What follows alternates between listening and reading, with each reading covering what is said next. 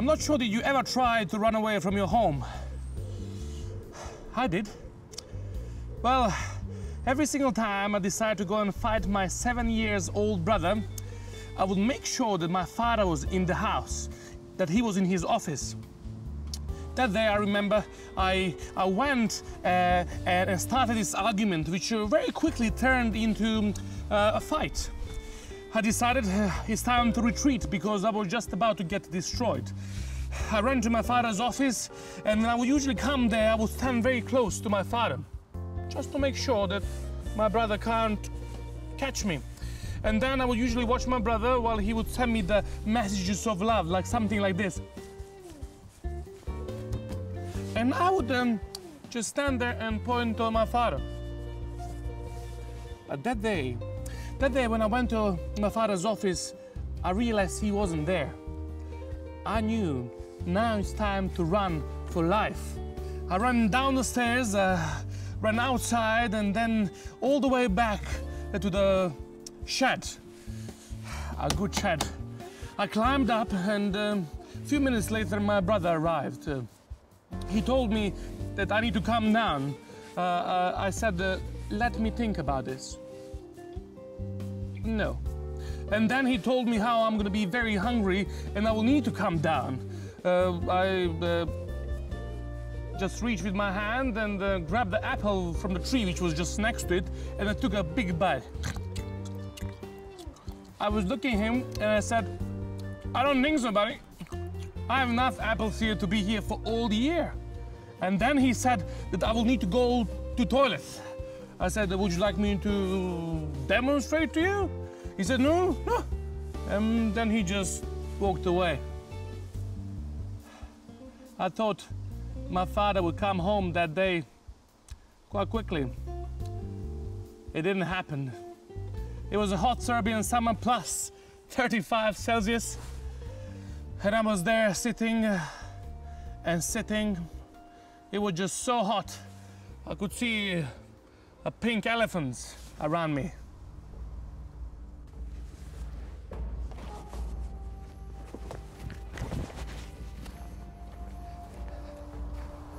Father has 2 sons. The younger son comes and says, Father, I would like my inheritance. In other words, he says, well, you know, I know you're alive, but I can't wait for you to die, so please give me my money. Father goes and sells everything he can in order to collect the money for his son. The moment he comes back, he takes the money from his father, and the son walks away.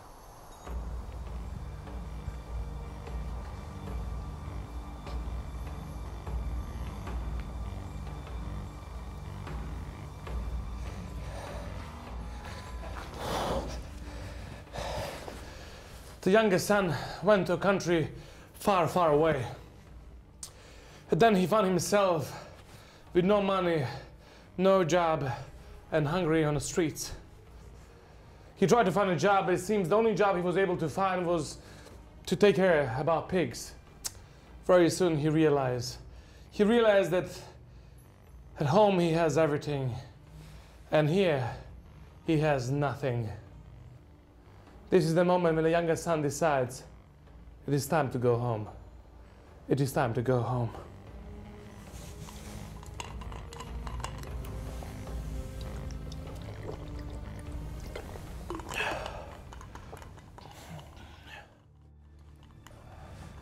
For many years, I believed that this story was Jesus' story. But then I found out that the scholars have found a very similar story in existence before Jesus told this one. It said that the father had 2 sons, one younger and one older. Younger decided to take his inheritance and just walk away on his father. But one day when he spent all he had, he decided to come back home. And when he came home, father rejected him. And now Jesus is telling the story. And everybody there knows that story because they would tell to their children what not to do. And everybody is waiting for this part because younger son gets what he deserves. So he decides to come back home. He comes home and the father is waiting for him with crossed arms. And then son comes and says, "Father, forgive me." But father says, "Forget it. You wanted to be with the pigs? Go back to your pigs." And then Jesus tells the story. And son decided to come back home. And when he came home, father accepted him.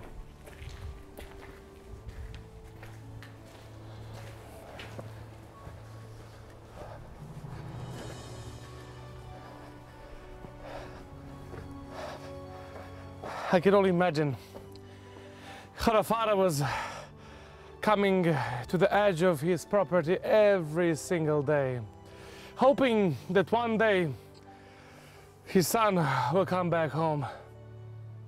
And then one day he saw something. He saw something in the distance. At first it didn't look like his son, but then he saw something which looked familiar.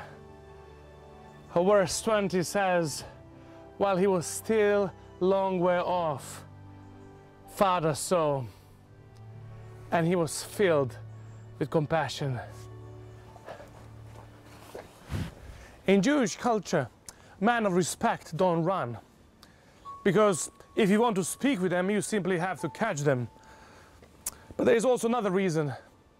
Men wore these long ropes, and in order for them to run, they would need to pick them up and lift quite high, which was very embarrassing.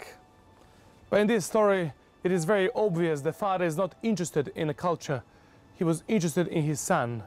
He picks up his robe and he runs.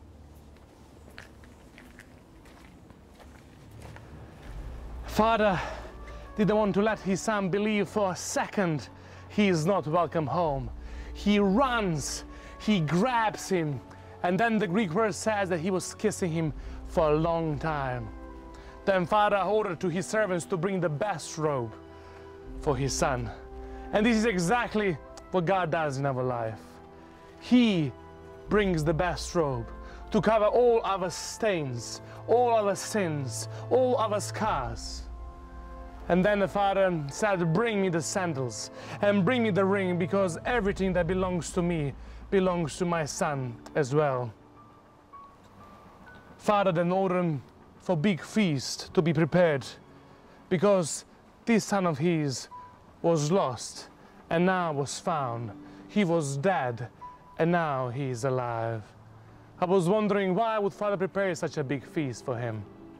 And then I realized it is because he wanted to show him that he will treat him as he never left.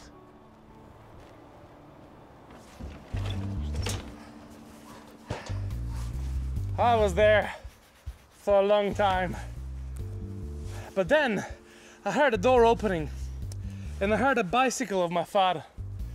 I ran down and went to him. I said hello, and I just walked with him into the house. I thought everything was over. But then tomorrow morning when I woke up, my father was sitting next to me in my bed. He said he heard all the story. But then he said, "My son, I just want to let you know something. Last evening about 6 p.m., your mother and your brother set the table for the dinner. And then they sat there for a very long time, hoping that you will make a decision and come down and eat with them."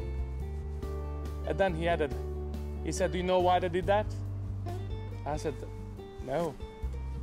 He said, "They did that because they wanted to show you that they will treat you as you never left. They will treat you as you never left."